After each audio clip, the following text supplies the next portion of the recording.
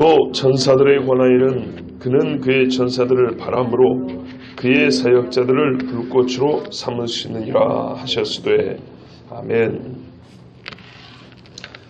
오늘 이 시대 사람들만 예수님을 하나님의 아들로 보지 않으려고 애를 쓰는 것이 아닙니다. 성경은 예수님 당시 사람들이 예수님을 어떻게 인식했는가 그걸 자세히 이야기해 줍니다. 사복음서에 보면 예수님을 당시 사람들이 뭐라고 말했는지 자세히 기록되어 있습니다.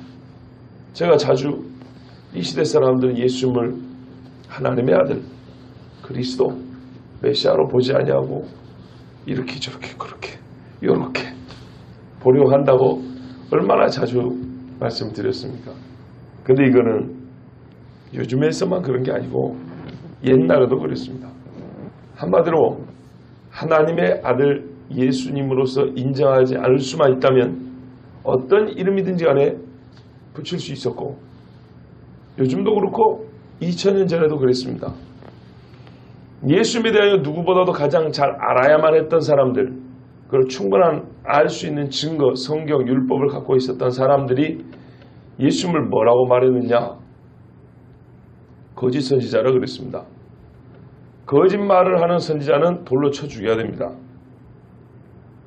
사람들이 인자를 가리켜 누구라 하느냐? 예레미야나 죽었던 세례 요한이나 엘리야나 그와 같은 선지자 중 하나라 하나이다. 근데 이것도 잘 쳐준 거라 그랬죠.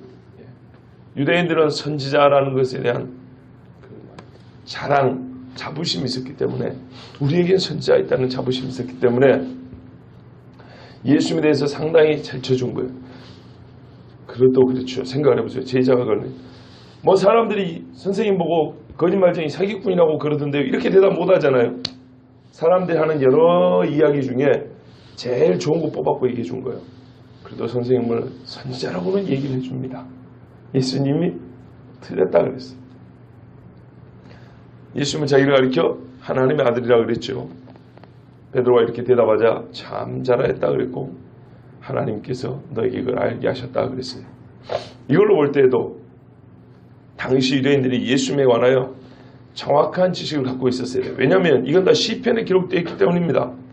시편 2편에 오리라는 메시아는 내 아들이라 부른다 그랬고 97편에는 그에게 하나님께 합당한 존귀와 영광을 올린다 그랬기 때문에 시편만 똑바로 연구를 했었어도 오리라 한 메시아는 하나님과 동등되며 그의 아들이라 부름을 받는다는 것은 분명히 알 수 있었어요. 어제 예배 시간에도 제가 구약의 이야기를 가지고 이 예수님이 하나님의 아들인 것을 다 말씀드렸잖아요. 히브리서와 요한일서 지금 여기까지 읽는데도 여러분 주석 성경 같은 경우 또는 관주 성경 같은 경우는 해당되는 구약의 성경이 옆에 줄줄줄줄 다 기록이 되어 있을 겁니다. 다 구약 성경을 가지고 지금 토대로 이렇게 말을 하는 겁니다. 그렇기 때문에 구약 성경을 가지고 있었고 성경의 전문가라고 하는 사람들은 예수님이 누군지 분명히 알았어야만 했고 알 수 있는 증거가 충분했습니다. 그런데도 불구하고 유대인들은 예수님을 몰랐습니다. 알려고도 하지 않았습니다. 지금만 그런 것이 아니고 그때도 그랬어요. 시편 2편 말씀이 나와서 다시 한번 시편 2편 말씀을 인용을 하다면 5절에 보세요. 하나님께서 하나님의 아들 예수님을 우리에게 증거할 때 육체로 오신 그 예수님을 증거할 때 천사라 할지라도 비교 불가다 하면서 시편 2편 7절을 인용하시는데 너는 내 아들이라 오늘 내가 너를 낳았다. 천사에게는 이렇게 말한 적이 없다 그랬습니다. 이 말씀이 하나요. 엊그제 새벽에도 그리고 어제도 오전에 이 말씀을 다시 설명을 해드렸습니다. 그런데 이 시편 2편 7절의 말씀을 인용하기 앞에 무슨 말이 있기 때문에 너는 내 아들이라 오늘 내가 너를 낳았다 하는 말씀이 나오게 되었냐면 시편 2편에 앞에 1절부터 3절까지 이렇게 기록이 되어 있어요. 어찌하여 이방 나라들이 분노하며 민족들이 헛된 일을 꾸미는가? 세상의 군왕들이 나서며 관원들이 서로 꾀하여 여호와와 그의 기름 부음 받은 자를 대적하며 우리가 그들의 맨 것을 끊고 그의 결박을 벗어버리자 하는도다. 유대인들이 예수님을 하나님의 아들로 인정하지 않았는데 왜 그런가 하고 그 속을 보니까 이사야가 너희를 가리켜 참 잘 예언하였도다. 이 백성이 입술로는 나를 존경하되 공경하되 그 마음은 내게서 멀도다 하였으니 회칠한 무덤이여 독사의 새끼들이여 하면서 예수님이 저주했단 말이에요. 이사야가 말한 대로 예수님 당시 700년 전 사람들도 그랬어요. 어땠냐면 여호와와 그의 아들 누구요? 그의 기름 부음 받은 자, 이 둘을 같이 대적하자 그런 거예요. 왜? 우리 인생에 있어서는 여호와와 그의 기름 부음 받은 자, 이 둘, 바로 그들이 우리에게 지은 짐이 너무 무겁다는 겁니다. 예수님은 나의 짐은 가볍고 내 멍에는 쉽다 그랬는데 유대인들이는 율법을 처음 받을 때는 감사하다고 잔치를 했던 사람들이 지나다 보니까 제사 드린 거 귀찮아요. 말라기서에 보면 나오잖아요. 네? 그래서 아무렇게나 눈 먼 것도 갖다 드리고 상한 것도 갖다 드리고 귀찮은데 왜 우리 보고 이렇게 제사를 지내요? 죄사함의 은혜를 잃어버린 거예요. 네? 이 짐승이 비록 예표긴 해도 이 짐승이 기본적으로 우리가 하나님 앞에 죄의 씻음을 받기 위한 유월절 양의 피고 하나님과 우리 관계가 죄인이 그 하나님과 원수된 관계가 돌이켜서 회복된 관계를 나타내는 것이 제사의 예표인데 이 구원의 감격, 감사, 이 제물이 의미하는 바가 무엇인지 깡그리 다 잊어버렸기 때문에 마냥 힘들기만 한 거예요. 그래서 우리에게 이 법을 준 여호와와 또 뭐 이 법이 예언한 나중에 기름 부음 받은 자가 온다고 하는데 다 싫고 하여튼 다 그냥 벗어버리자 이러면서 하나님 앞에 반기를 들더라는 거예요. 이런 상황입니다. 이런 배경. 그때 4절 이후에 보면 뭐라 그러냐면 하늘에 계신 자가 웃으심이요. 웃었다 그랬어요. 하나님이 비웃었대요. 사라가 장막 뒤에 있다가 내년 이맘때 약속한 때가 이르면 사라에게 아들이 있으리니 푹 웃었어요. 내 남편이 99세고 내가 90인데 어찌 내가 아들이 있으리요. 왜 웃었어요? 그럴 때 하나님께서 사라가 어째 웃느냐. 깜짝 놀랐죠. 저 뒤에 숨어있던 사라가 그 소리를 듣고 그러면서 기어 나오면서 제가 웃지 아니하였습니다. 아니라 네가 웃었느니라. 얼마나 무서운지 몰라요. 하나님이 아니라 네가 웃었느니라. 내년 이맘때에 내가 다시 오리니 너에게 아들이 있으리라. 꼼짝을 못하고 벌벌벌 떨었어요. 하나님이 마치 그와 같은 거예요. 너희가 나의 법을 괴로워하면서 대적을 하겠다. 하나님이 거꾸로 웃으신 거예요. 너희가 나하고 나의 기름 부음 받은 자를 대적하여 우리의 법을 끊어버리자, 벗어버리자. 그러면서 막 꾀를 낸 거예요. 우리 읽었죠? 전도서에 하나님이 사람을 정직하게 지으셨으나 인생들이 꾀를 내었다는 거예요. 사람이 살고 시간이 흐를수록 확실하게 발견되는 한 가지는 하나님은 본시 우리를 정직하게 지었지만 사람은 갈수록 꾀를 내는 거예요. 그래서 여기 시편 2편에 그렇게 시작한다니까요. 서로 꾀하여 서로 작당하여 하는 짓이 결국에는 하나님의 법을 벗어버리자는 거예요. 그래서 하나님께서 웃으는 거예요. 너희가 내 법을 벗어버리자. 그러면 도대체 이 법을 벗어버리면 어찌하여 살겠다는 것이야 이 어리석은 놈들아. 그래서 하나님이 웃으셨어요. 그러면서도 그 어리석은 것을 보면서 하나님은 끝까지 나의 기름 부음 받은 자야 돼요. 내가 보낼 것인데 그는 내가 아들이라 부를 것이고 그는 나를 아버지라 부를 것이다. 이러면서 나오기 7절 말씀이에요. 네? 그러니까 이때 당시 사람들이 어쨌다고요? 예수를 하나님의 아들로 믿은 것이 아니고 벗어버리자고. 그래서 예수님을 죽이려고 난리를 쳤던 겁니다. 그런데 하나님은 도리어 뭐라 그랬어요? 너희는 죽여버리라고 하니 예수를 나는 내 아들이라 했다 이런 말이에요. 또 이 악한 자들은 예수님이 우리가 보면 6절에 맏아들이라 그랬죠. 맏아들이 받아야 될 영광을 도둑질하려고 했어요. 마태복음 21장에 보면은 예수님이 비유하셨어요. 자기를 잡으려는 대제사장들과 바리새인들이 있는데 여러분들에게 경고를 줘야겠는데 자기의 정체성을 좀 드러내줘. 자기의 정체, 이 악한 정체를 좀 드러내줘야 되겠는데 가지고 예수님이 비유로 된 얘기가 뭐냐면 포도원의 주인이 멀리 타국에 가서 왕권을 받아온다 그랬어요. 누가복음인가는 같으니 그렇게 돼 있어요. 그런데 시간이 좀 많이 걸린 거예요. 품꾼들에게 주고 갔더니 이 품꾼들이 자기들 마음대로 포도원을 꾸려나간 겁니다. 그러다가 욕심이 생겼어요. 이 포도원을 잡수고 싶은 욕심이 생겼어요. 때가 돼가지고 주인이 좀 늦게 오니까 종들을 보냈어요. 왜 보냈을까요? 주인이 내가 지금 여기 없지만 이건 내 거다. 헛생각하지 마라. 그리고 잘 거두어놨다가 내가 올 때 그 추수한 것을 보게 하라. 그래서 이제 사자들을 보냈단 말입니다. 그런데 이 농부들이 생각하기에 주인이 얼굴 본 지 좀 오래됐으니까 그의 권한과 권리에 대하여 의심을 하고 자기들 마음대로 해석하기 시작한 거예요. 좀 얼굴 본 지 오래됐으니까 즉 거리가 좀 있다고 해서 주인의 주인됨을 무시한 거예요. 보낸 종들을 죽여버렸어요. 보내는 족족 죽여버렸어요. 그런데 주인이 참았어요. 그리고 마지막으로 올 때가 가까워지니까 내가 돌아가기 전에 아들을 좀 먼저 보내야겠다. 그래서 아들을 보내면서 그래도 내 아들은 존대하겠지. 이 말이 무슨 말인가요? 예전에 종을 하나 죽였을 때 심판을 안 하고 계속 참았다는 얘기입니다.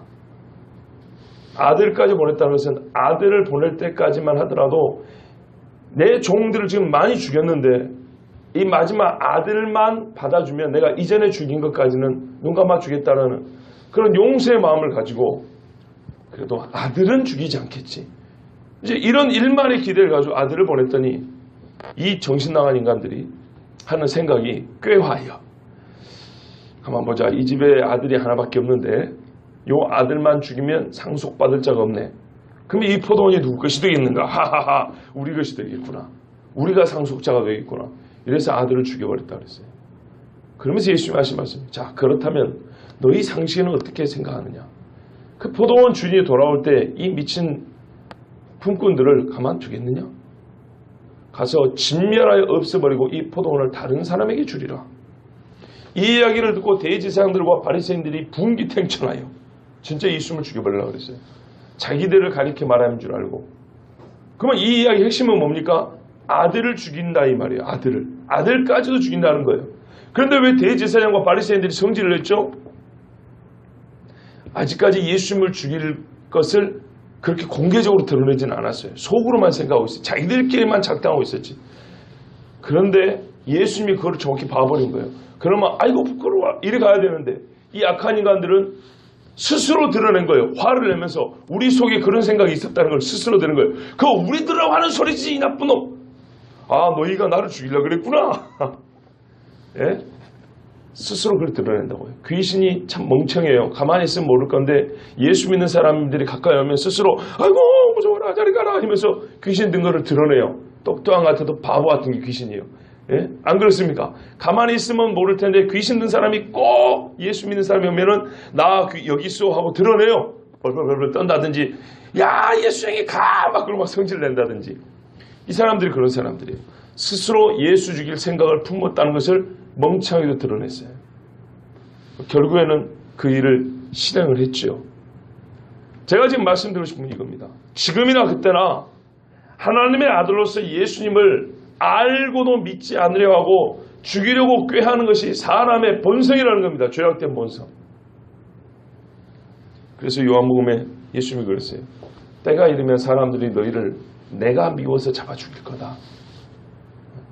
그러면서도 말은 어떻게 하냐면 이것이 하나님을 섬기는 예법이요 할 거다 말은. 두고 봐라 그랬어요. 그런데 사도시대에 벌써 그렇게 됐고요. 바울도 보세요. 어째서 예수 믿는 사람 잡아 죽였는지 처음에. 이것이 하나님을 믿는 예법이라고 믿고 그런 거예요. 어리석게도. 그리고 이 시대도 많은 사람이 그러고 앞으로도 더 할 것입니다. 특히 종말에는 교회가 배도한다 그랬어요. 교회하고 교회끼리 싸워서 하나님의 제단을 놓고 둘이 싸운다는 겁니다. 그러면 서로 어떻게 되겠습니까? 죽이면서 나야말로 하나님 위해서 저놈들을 잡아 죽인 거라고 그럴 겁니다. 옛날에 로마 가톨릭이 종교 개혁자들 잡아 죽일 때 꼭 그런 논리로 잡아 죽였습니다.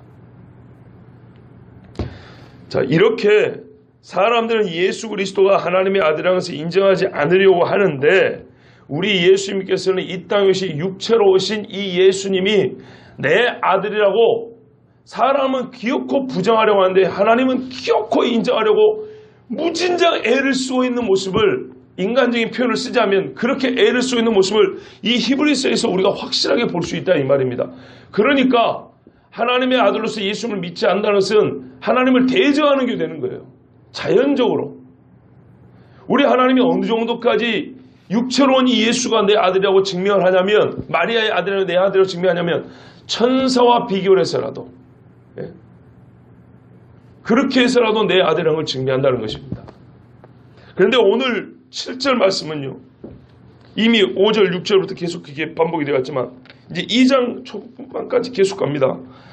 2장 저 끝부분까지죠. 거의 끝부분까지도 천사와 비교하는데, 오늘 7절 말씀은 특별히 뭐라 그러냐면 천사의 정체를 말해주면서, 천사의 본질을 말해주면서, 그러니까 내 아들이 아니다 이렇게 말을 합니다.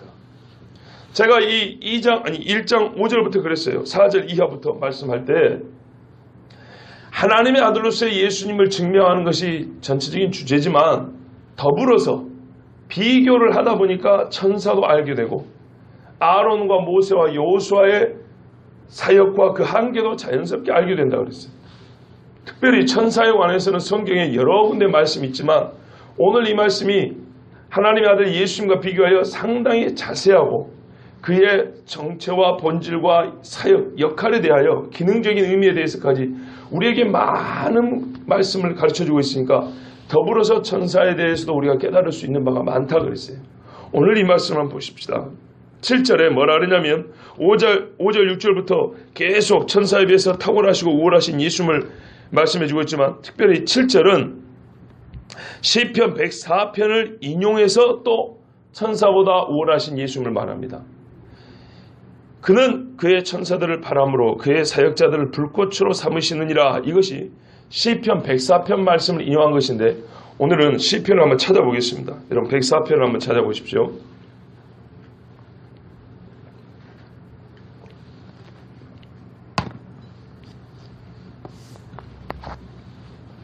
오늘도 역시 좀 짧게 말씀을 전하려고 했는데 그럴 수가 없겠어요.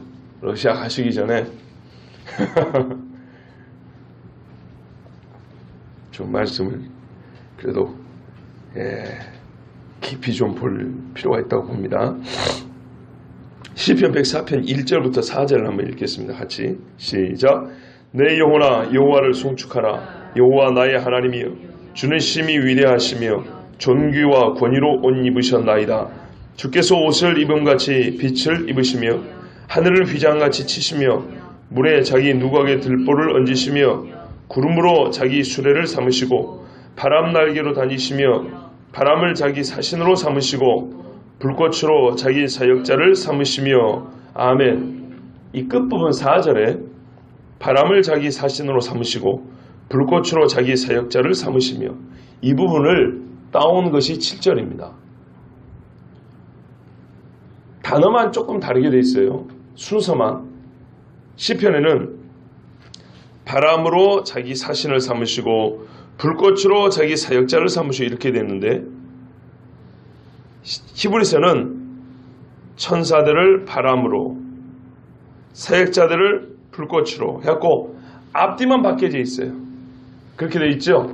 그 차이입니다. 그리고 사신이라는 말을 천사라는 말로 단어를 바꿔 썼을 뿐입니다. 같은 말입니다. 자기 사신, 하나님의 사신이죠. 그죠? 하늘에 있는 사신들, 그 천사입니다. 하늘에 있는 종들. 같은 말입니다. 한자 말로 표현하면 똑같은 얘기입니다. 그러니까 잘 보십시오. 이렇게 되어 있어요. 천사는 바람으로, 사역자들은 불꽃으로, 바람은 천사로, 불꽃으로 사역자들. 순서만 바뀌었지 같은 말입니다. 그래서 이 104편의 4절 말씀을 인용하면서 아들은 사신이 아니다, 천사가 아니다, 이렇게 하면서 이제 아들의 우월함을 말씀하는 겁니다.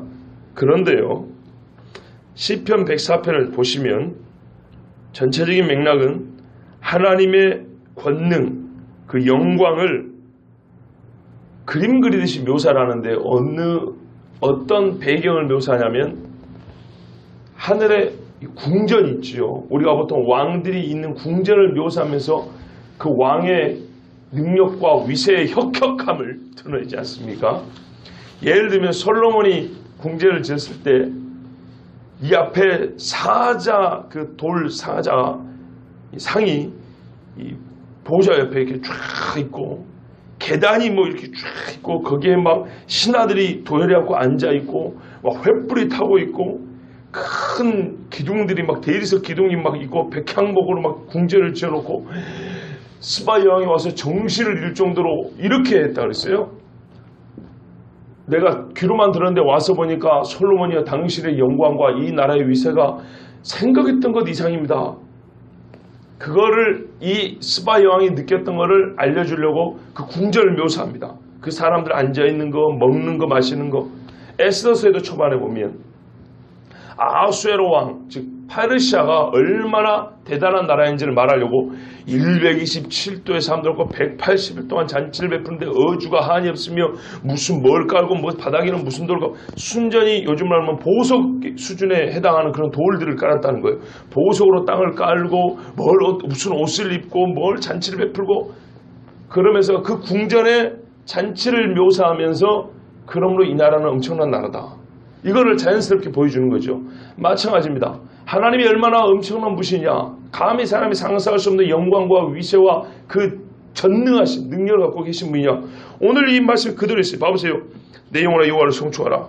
나의 하나님이 주는 심이 위대하십니다. 존귀와 권위로 옷 입으셨습니다. 이런 분이란 거예요. 이것을 어떻게 드러낼고 도대체 존귀와 영광으로 옷 입으시고 찬송을 받게 합당하신 분이란 걸 뭘로 이거를 표현을 하지? 그랬을 때 하나님이 계시는 궁전을 우리가 하나의 궁전을 한번 그린다고 했을 때 이렇게 말하는 거예요.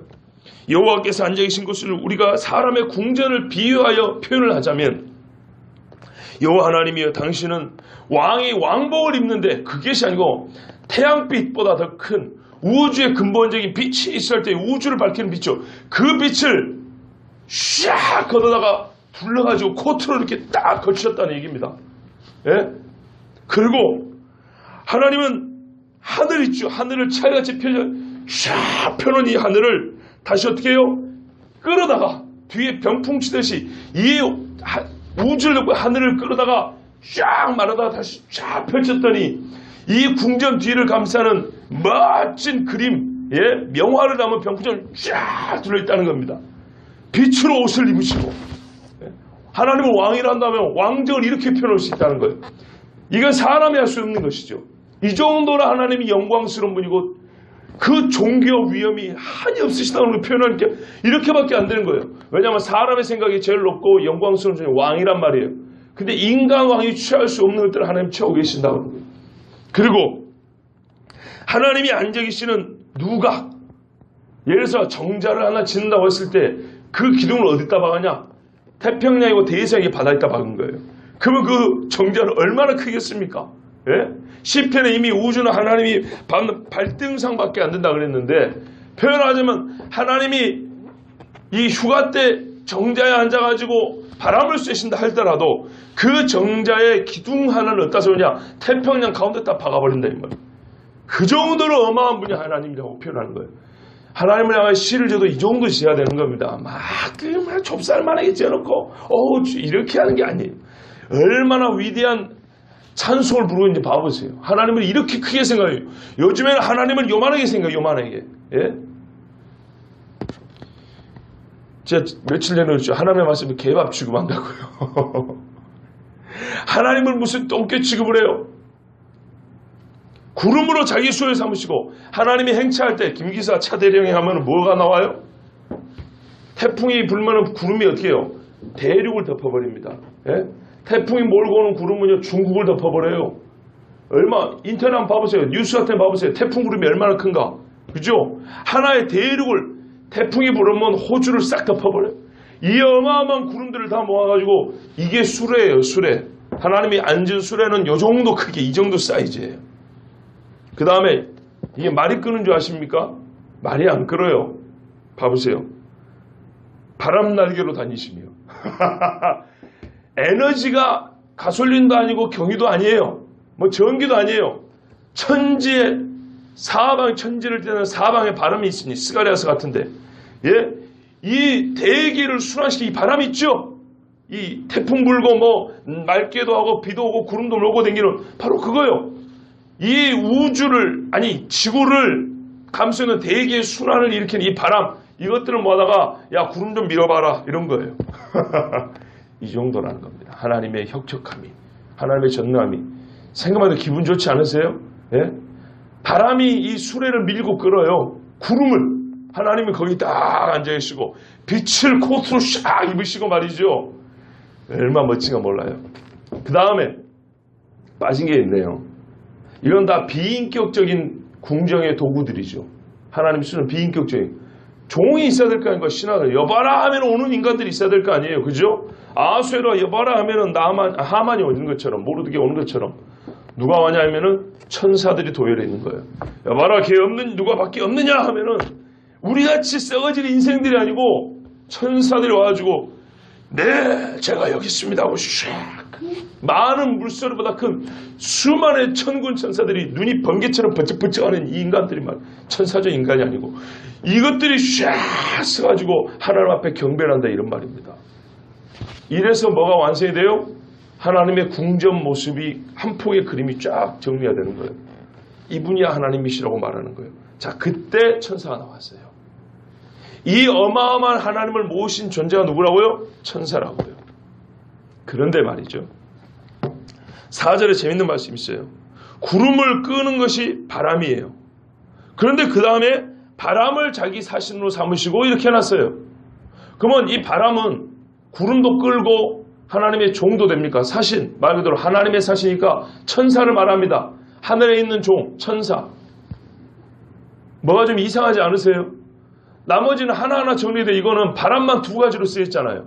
이게 왜 이렇게 번역되냐면 제가 새벽인데 좀 더워서 좀 벗겠습니다. 히브리어에서 루아흐라 합니다. 루아흐는 번역하기를 영으로도 번역을 하고 바람으로도 번역합니다. 본래 뜻이 두 가지가 있습니다. 그러니까 원래 이 시편에는 이렇게 말한 거예요. 루아흐가 구름을 끌고 다니고 루아흐가 하나님의 사신도 되고 이렇게 되어 있는 거예요. 그럼 번역할 때 앞에 루아흐는 가만 보니까 자연 모습, 자연 현상들을 가지고 하나님의 영광을 드러냈죠. 그러니까 바람이 맞아요. 구름으로 수레를 앉으시고 물 위에다 누가 올르시고 빛을 휘장 삼으시고 이랬으니까 바람이 맞아요. 예. 이 지구를 흔들고 있는 이 바람이 하나님이 타는 수레를 끌고 미는 거예요. 이게 동력이에요. 그런데 뒤에는 뭐냐면 인격적인 하나님의 도구들을 이제 말하는 거예요. 이 천상의 궁정에 있는 인격적인 하나님의 종들. 그렇기 때문에 이 뒤에는 바람이라는 게 아니고 영들로 자기 사신을 삼으시고 이렇게 해야 되는 거예요. 그러니까 뭐냐면 세상 왕들은 종들이 누구냐면 기껏해야 시간이 지나면은 다 흙으로 없어질 그런 인생들을 종으로 삼지만 하나님은 시간이 간다고 소멸되는 그런 인생이 아니라 영들을 자기 종으로 삼으시다는 거예요. 이 천상의 궁전에는 사람이 신하가 아니고 영들이란 거예요. 영들. 그러니까 원래 번역을 시편자면 영들을 자기 사신으로 삼으시고 이렇게 해야 되는 거예요. 그 불꽃으로 그 사역자들을 삼으시느니라 이거를 따온 거예요. 이거를 따오니까 7절을 히브리서 진짜 이렇게 된 거예요. 천사들을 뭐라고 말을 했냐? 지금 천사들 이야기죠. 히브리서 말해서 천사. 그러니까 천사들인데 이렇게 바람이라고 하면 안 되겠죠. 이 천사, 하늘에 있는 종들이라고 하는 존재들은 영으로 만들어진 존재들이고 그들의 사명은 불꽃의 사명이다 이런 말이에요. 이래야 더 정확한 번역이 되는 겁니다. 왜냐하면 자연현상으로서 바람은 구름을 끄는 여기까지 설명을 하는 것이고 그 다음에는 비인격적인 도구들이 아니라 인격적인 도구들로서 왕을 섬기는 천상의 존재들을 설명을 하는 거기 때문에 그냥 바람이라고 하면 구분이 안 되고 영들, 사람은 사람을 종으로 삼으나 하나님은 영으로 하나님의 종, 즉 천사를 삼는다. 종사자죠. 하늘의 종들은 영들이 세워졌다는 겁니다. 사람을 세운 게 영들. 이게 바로 하나님의 이 나라, 하나님의 천상의 궁전이 다르다는 거예요. 그만큼. 자, 그리고 보면은 우리 히브리서 7장은 자, 이래서 시편을 자세히 본 거예요. 번역이 어찌해야 되냐면 그는 천사들을 영으로 그의 사역자들을 불꽃으로 삼으시느니라 이렇게 해야 되는 겁니다. 그렇다면 저를 한번 봐보세요. 저를 보십시오. 히브리 사람들은요 평행법이라는 걸 잘 씁니다. 보세요.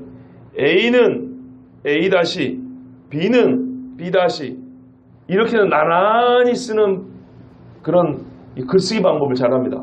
또는 A는 B, B-는 A 이렇게 서로 마주보는 식으로 글쓰기를 잘합니다. 이런 겁니다. 여호와를 경외하는 것이 지혜의 근본이요 거룩하신 자를 아는 것이 명철이니라 이렇게 돼 있죠. 지혜의 근본은 히브리서의 지혜의 근본은 여호와를 경외하는 것이요 거룩하신 자를 아는 것 여호와를 경외하는 것 거룩하신 자를 아는 것 거의 비슷한 말이죠. 이렇게 마주보기 하고 처음에 지혜의 근본이죠. 명철이니라 이래갖고 마주보게 하는 글쓰기 방법이에요. 똑같아요. 보세요. 하늘에 사신이 있다. 하나님의 사신 천사가 있다. 천사는 본질적으로 어떤 성격을 갖고 있는 존재가 어떤 존재냐? 영이다는 거예요. 영. 천사는 존재가 영이다. 이해되시죠? 자, 그런데 이 사역자들을 무슨 일에 사용하냐 했더니 불꽃으로 사용하신다 이렇게 돼 있어요. 천사는 존재가 영이고 천사가 이꼴 뭐예요? 사역자죠. 하나님의 사역자들인데 불꽃으로 사용하신다. 그래서 여기서는 A는 B고 A-는 B-고 이런 식으로 서로 마주보게 돼 있어요. 이게 좀 다른 방법인데 이게 무슨 말이냐면 처음에 천사들을 바람으로 이 말은 천사의 존재 본질을 얘기하는 겁니다. 하나님은 빛이시라 우리가 이렇게 말한 것처럼 천사는 영이다 이런 말입니다. 영. 그런데 영들이 천사에게 하나님이 부여하신 사명은 뭐냐 하면은 불꽃 사명이다 이런 말입니다. 그럼 비교하면 아들은 누구냐 하면 영입니까? 육체로 이 땅에 오신 분이다 이런 말이고요. 아들은 뭘로 사용했냐 하면은 불꽃 사명이 아니라 이 불꽃을 다스리는 자로 세우셨다는 걸 말하기 위해서는 이렇게 말씀한 겁니다. 자, 이제 좀 더 빨리 한번 봐볼게요. 시편 4절에 아까 104편 4절에 바람을 자기 사신으로 삼으시고 그래서 이거는 루아흐라 그랬습니다. 그러면 시브르서 7절은 뭐라 되냐면 그의 천사들을 바람으로 그의 사역자들을 불꽃으로 삼으시느니라가 아니라 그의 천사들을 영으로 그의 사역자들은 불꽃으로 삼으시느니라 이렇게 번역에 옳다 이런 말씀입니다. 그러면 천사들이 누구냐면 말 그대로 하늘의 사신들인데요. 영들을 자기 사신으로 그의 천사들을 영으로 시편의 말씀과 이렇게 이제 대응이 됩니다. 자, 이 천사들은 하나님 앞에 사역을 감당하는데 불꽃으로 사역을 감당한다 했습니다. 그래서 천사들은 영이요 이 천사들을 사역자라고 또 다르게 표현한다면 이들은 불꽃이다. 처음에 천사가 영이란 건 천사의 존재 본질을 얘기하고 불꽃은 이 천사들 하는 일을 의미한다고 그랬어요. 그러면 성경에서 오늘 천사에 대해서 자세히 설명했는데 이 짧은 말씀이 천사의 존재 본질에 대해서 우리 설명해 주는 거예요. 어떤 존재라고요? 영인데요. 히브리어는 영이라는 말과 바람이라는 말이 거의 아니라 같이 쓰인다 그랬죠. 그러면 천사를 이해할 때 기본적으로 어떻게 해야 된다고요? 바람을 생각하면서 영적인 존재들을 이해해야 된다는 겁니다. 1차적으로.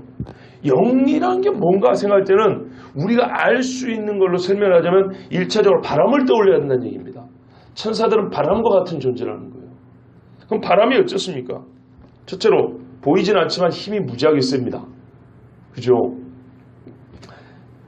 중생한 사람들도 이르기를 바람이 어디서 와서 어디로 가는지 알지 못한 것 같이 성령으로 난 사람들도 이와 같으니라 그랬습니다.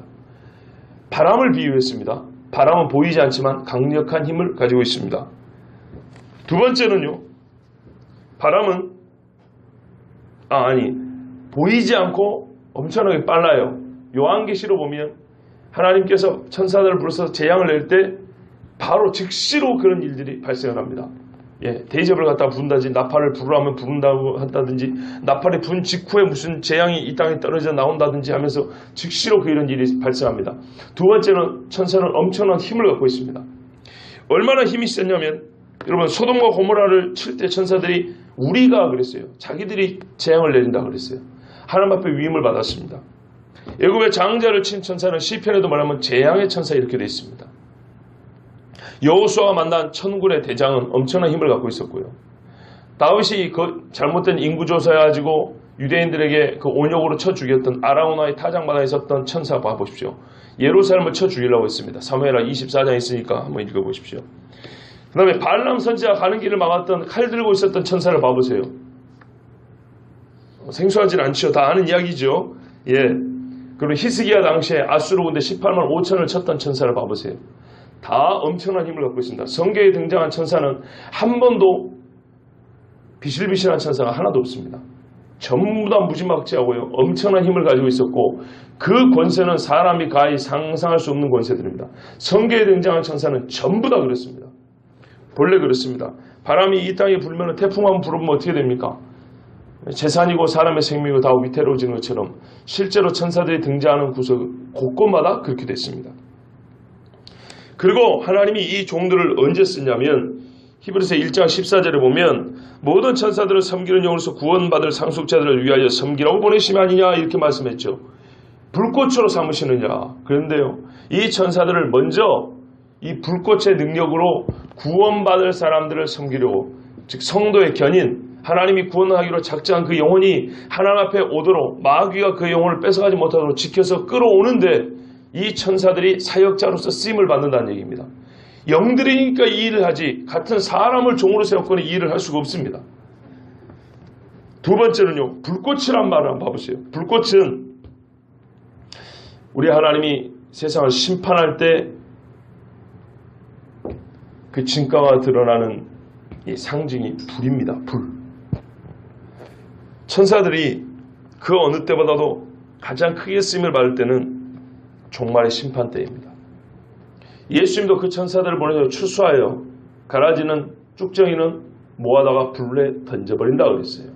그죠? 사방팔방으로 보내서 구원 얻을 사람도 모으고 쭉정이들도 모아서 불에 던져버린다 그랬어요. 요한계시를 보세요. 7 인과 나팔과 대접 재앙을 하나님께서 이 땅에 내리실 때 전부 다 천사들을 사용하십니다. 사역자 미니스터니까 이들을 불러다가 사용하시는데 이 땅에 내려지는 것은 사람이 감당할 수 없는 무서운 재앙들이고 대개는 물의 위험이라기보다는 불의 위험들입니다. 인자가 그 천사들을 보내리니 그들이 그 나라에서 모두 넘어지게 하는 것과 또 불법을 행하는 자들을 거두어내어 풀무불에 던져 넣으리니 거기서 울며 이를 갈게 되리라. 마태복음이 이렇게 말씀했고 이거를 그대로 받아서 계시록에는 누구든지 생명책에 기록되지 못한 자는 불못에 던져지리라 그랬습니다. 근데 이 일을 천사들을 시켜서 한다 그랬습니다. 요한계시록 20장 15절에 누구든지 생명책에 기록되지 못한 자는 불못에 던져지리라. 여기서 바람과 방불하는 천사들을 말할 때에도 뭡니까? 그 능력을 우리가 볼 수 있지만은 불꽃으로 사역을 감당하는 천사들을 볼 때도 그 능력이 어마어마합니다. 그 잡아 1000년 동안 결박하여 옛 뱀이요 마귀를 잡아다가 무정에 결박한다 그랬죠. 이것도 천사들을 시켜다 갑니다. 다니엘 앞에 가브리엘이 소식을 가지고 내려오는데 페르시아를 지배했던 악한 영 마귀가 막았어요. 못 가게. 그때 천군 대장 미가엘이 와서 싸워서 물리쳐서 하나님의 사자 즉 사역자 천사가 그대로 가서 다니엘에게 이르게 하였습니다. 이 시간이 3주가 걸려서 21일이 걸린 겁니다. 못 가고 서 있었어요. 천사가. 천사들 안에서도요. 그 권능의 차이가 있습니다. 그래서 그 지위를 따라서 지위가 있어요. 그런데 악한 영이 와가지고 막고 있으니까 천사들 중에서 어떤 천사는 못 내려가고 끙끙대고 있었다는 거예요. 깡패가 막으면 못 가는 것처럼. 그러니까 힘있는 천사 미가엘이 왔고 나를 도울 자 우리를 도울 자는 미가엘밖에 없느니라 하고 이 천사 다니엘에게 말했어요. 미가엘이 와가지고 이 더러운 영을 몰아내고 그대로 가게 했다는 겁니다. 자, 이 천사를 하나님께서 불꽃으로 사용하시는데요. 또 이 심판대 쓴다고 하니까 그럼 이 천사들이 뭐 부정적인 어감을 천사에 대해 부정적인 어감을 가지는 분들도 있을 수도 있어요. 왜냐하면 자꾸 심판한다고 막 저주한다고 하니까 들으십시오. 들으세요. 그런데 그렇지 아니하고 불꽃은요 타오르는 것이죠. 그냥 불이 아니고 화력입니다. 화력. 불의 움직임입니다. 역동적으로 이렇게 활활 타오르는 불을 말 때 저 불꽃 이렇게 말합니다. 우리 예수님이 부활하셨을 때 마태복음 28장 2절에서 5절을 보면 큰 지진이 나며 주의 천사가 하늘로부터 내려와 돌로 굴려내고 그 위에 앉았는데 그 형상이 번개 같고 그 옷은 눈같이 희건을 지키는 자들이 그를 보고 무서워하여 떨어 죽은 자같이 되었다 이렇게 되어 있어요. 너무 환해서 너무 밝아서 보는 자들이 무서워서 죽은 자같이 되었다는 것입니다. 천사는 이런 존재들입니다. 이 일 후에 다른 천사가 하늘에서 내려오는 것을 보니 큰 권세를 가졌는데 그의 영광으로 땅이 환하여지더라. 이게 천사가 가지고 있는 이게 불꽃으로 사역을 하는 천사들입니다. 큰 힘찬 음성으로 외쳐 이르되 무너졌도다 무너졌도다 큰 성 바벨론이여 귀신의 처소와 각종 더러운 영이 모이는 곳과 각종 더럽고 가증한 새들이 모이는 곳이 되었도다 하고 큰 음녀의 성 바벨론이 심판을 받아 멸망할 것을 외치는데 천사가 하늘로부터 내려와가지고 땅을 환하게 비추었다 그랬어요. 천사 하나 내려왔는데 그러면서 이 큰 음녀의 성 바벨론이 하나 두렵지 아니하고 마치 하나님이 선포하는 것처럼 큰 소리로 무너졌도다 무너졌도다 하고 천지를 진동하게 외친다는 거예요. 이게 영들입니다. 이게 천사입니다. 불꽃으로 하나님의 사역을 하게 한 천사들입니다. 그런데요, 이처럼 어마어마한 권세와 능력을 가진 천사라도 하나님께서는 이 땅에 육체를 갖고 태어나신 나사렛 예수 그 어린 아이만 갖지 못하다 그랬습니다. 아들이 아니라 그랬습니다. 제가 왜 이렇게 새벽에 장황하게 얘기를 합니까? 제가 좀 피곤한지 말이 자연스럽게 안 나옵니다. 오늘. 그래서 저도 좀 답답하긴 한데요. 가끔 이럴 때가 있어요. 말이 자연스럽게 안 나올 때. 그런데 요약하면 한마디로 이겁니다. 하나님의 그 영광에 어울리도록 하나님은 자기 종들을 세워두셨는데 그 어울리는 종들이 영이라는 겁니다. 영. 그래서 어울리는 종들이기 때문에 육체가 아니고 영이고 그것에 그 종에 합당한 하나님을 섬기는 종에 합당한 권세와 능력을 줬다 그랬어요. 그것을 표현하자면 불꽃이라고 표현을 합니다.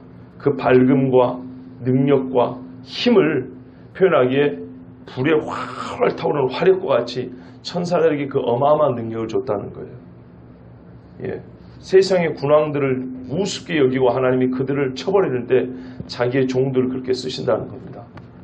그런데 이 어마어마한 종들이 실제로 이스라엘 역사에도 보면은 다 나타났는데 이 정도 되면 하나님의 아들이 될 수 있냐?